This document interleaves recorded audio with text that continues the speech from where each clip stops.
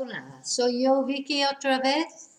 Welcome to my channel. And if you've watched some videos before, thank you for coming back to watch another one. Okay, so, ¿cómo estáis todos? Hope you're all well. Hope you've all been practicing Spanish mucho. What we're going to look at today is a very important little irregular verb because we're looking at it in the present tense, but it's an essential verb. It's completely off the wall, irregular, bears no relevance. The conjugation bears no relevance to the infinitive. The infinitive of which is ir, just ir. So this is, as many of you will probably maybe know, this is the verb to go in Spanish. So the infinitive is ir. Now, when we conjugate it, it's absolutely nothing like an IR verb, which is basically essentially what it is. If you, as usual, if you have the Break the Language Barrier Level 1 book, this exercise that we're going to go through is on page 57. You don't need the book to be able to follow the tutorials, so but if you would like the book and you don't have it, you can buy it on any Amazon site or through my website. Okay, so ir, to go. And when we conjugate it in the 6 different persons, remember it goes I, you, he, she, it, we, use, they. It goes like this: voy, V-O-Y, vas, V-A-S, you go. So voy, I go, vas, you go, va, V-A, he, she, or it goes. It goes vamos, we go, V-A-M-O-S, and then vais, use, you lot go, you all go, V-A-I-S, and then the last person, the third person plural, van, which is literally V-A-N, they go. So, as it's an irregular verb, we just have to learn this by rote. Repeat it, repeat it, repeat it until you know it off by heart. Voy, vas, va, vamos, vais, van. Now, as normally you're going to somewhere, you normally would see this verb always with that little preposition a, which means to. So, voy a la playa. Yeah, I'm going to the beach. Voy a la tienda. I'm going to the shop. The only exceptions to this that I know of offhand, there's normally, whenever I said there's no other exceptions, there will be another one somewhere along the line. But if you're going on holiday, you don't say voy a vacaciones, you say voy de vacaciones. And same if you're going shopping, you don't say voy a compras. You'd say, if you're saying I'm going to the shops, you would say voy a las tiendas. But if you say, the thing is, to go shopping is an expression, which is ir de compras. So if I was saying I'm going shopping, I'd say voy de compras. Okay, so those are 2 exceptions where we would use de instead of a. Apart from that, there's always an a in there somewhere. So because of that, if we're going, like the examples I gave were like voy a la playa, and playa is feminine. Sorry, I'll just have a little drink of tea if that's all right. Gets a bit thirsty after all this talking. Tango said. Yeah, but if you're going to a masculine place, as in a bar, which is masculine, so you really should be saying voy a el bar, but the a and the el go together and become al. So you say voy al bar, ¿vale? Voy al supermercado. And that's because it's masculine. If it's feminine, la, it just stays as a la. Okay, just something you should know because it will come up as we go along. Another contraction that they have in Spanish is when you're well, it's normally coming from somewhere. So whenever you've got de followed by el, again, not with la, not with the feminine, only with something masculine. So if you were coming from the bar, so I was saying vengo del bar. I don't know why I always mention a bar. Perhaps I should have used the supermarket, but a bar's probably a bit more fun. A lot more fun actually than a supermercado. So yeah, so de followed by el becomes del, and a followed by el becomes al. Okay, vale. So voy, vas, va, vamos, vais, van. Really essential, really, that you learn this verb because it's such a common verb. You can't really get through much of a conversation without this verb coming up somewhere along the line. So, okay, so we're looking at practice say, as I say, on page 57, if you do have the book to follow, but don't worry if you don't have the book. So, numero uno, where are you going? So we would say, ¿a dónde vas? So in Spanish you would say, to where are you going? ¿A dónde vas? Número dos, they go to the beach every week. So they go is van to the beach, a la playa. Every week you can either say cada semana or todas las semanas. Sorry. Okay, número tres. We go to the bar every Sunday. Vamos al bar. Again, either cada domingo or todos los domingos. Where do you go on Saturdays? That's número cuatro. ¿A dónde vas los sábados?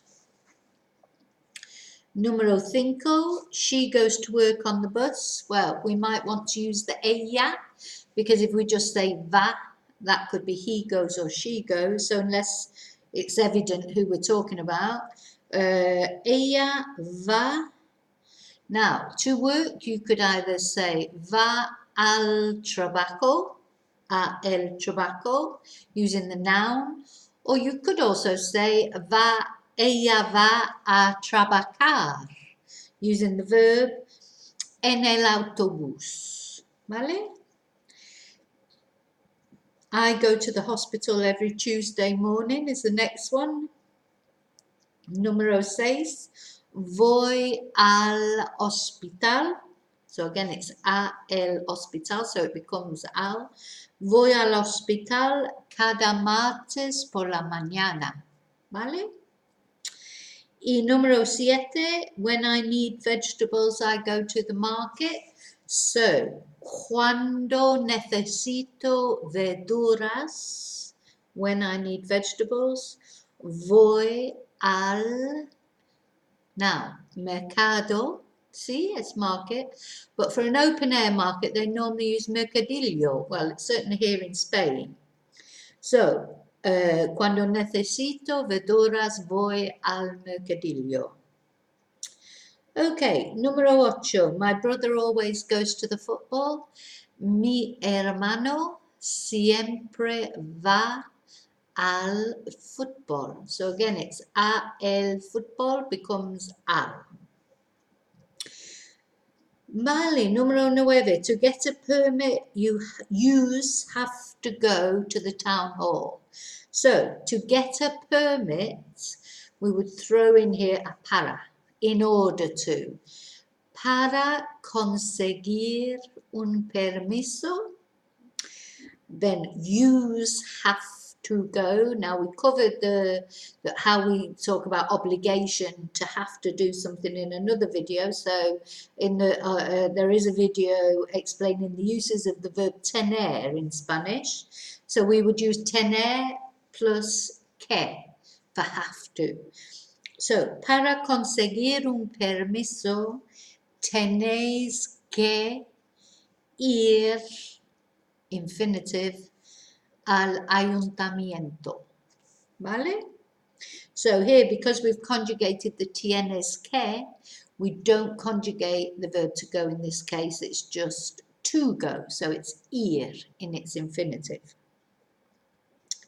Número 10, when do they go to the cinema? Cuando van al cine. So again, a el cine becomes al. Cuando van al cine? When do they go to the cinema? Número 11, I go to Spain every year. So I go is voy. Voy a España either cada año or todos los años. As you know, I'm a great fan of cada because you don't have to make it masculine, feminine, singular, plural, etc. But you obviously you can also use todos los años. Número 12, we go to their house on Monday, so that'd be vamos a su casa, to their house, los lunes. So we don't say on Mondays, we say the Mondays. Vamos a su casa los lunes. Número 13, they go to his house on Tuesdays. Van a su casa los martes. Número 14, do you go to the shops often? So that will be vas, do you go? A las tiendas, to the shops. A menudo, often. If you're not sure of things like often, always, never, etc., there is a tutorial on that in the videos somewhere along the line there, so you might want to have a look at that, how you express frequency of how often you do things. Y número 15, why do you not go to his house, or why don't you go to his house? ¿Por qué no vas a su casa? ¿Vale? So it's easy as that. Why do you not go to his house? ¿Por qué no vas a su casa? Okay, so that's a tutorial on the verb ir, to go. As I said, very, very important verb in all tenses. As we carry on through the tenses, into past tenses, etc., ir is just fundamental, really. You need it in virtually every conversation you'll ever have. Right, that is actually more or less the end of my level 1 Break the Language Barrier level 1 book. What I'll be doing in the next video is a practice, a conversation practice using all the things that we covered in level 1 to see sort of how much you remember, or you know, how competent you are up to now. My advice would always be that if you go ahead and do that next video, or if you've got the level 2 book, which is the pink book, and that exercise of sort of a revision, if you like, of level 1 is the first thing that you would do in the book. If you don't, I mean, if you get the odd thing wrong here or there, that's fine. But I would always recommend doing it over and over again until you can do it without even thinking and without having to look anything up. And then you're ready properly to move on to level 2. So level 2, I call it the pain barrier, the Break the Language Barrier series. It is perhaps the most difficult because we're start getting into past tenses, and it just gets a bit more complicated with a lot more to remember. But people normally find that by the time they get to the end of it, they seem to go, as I say, through this pain barrier about halfway through it. But by the time they get to the end of it, it starts to click and start making more sense. But I wouldn't recommend going for that until you're absolutely certain of everything you've done in level 1. That's my advice. You may take it, you may not. To me, it's like when I go to the gym or anything, I never take anybody's advice, because you set off with good intentions, but you don't always do it. But that would be what I would recommend. Repetition, repetition. And when you're confident to move on to the next phase, go for it. Okay, vale, ya está. So if you found the video useful, please give me a thumbs up. And if you'd like to receive notification of future videos, please press the subscribe button underneath. Muchas gracias y hasta la próxima. Vale, adiós.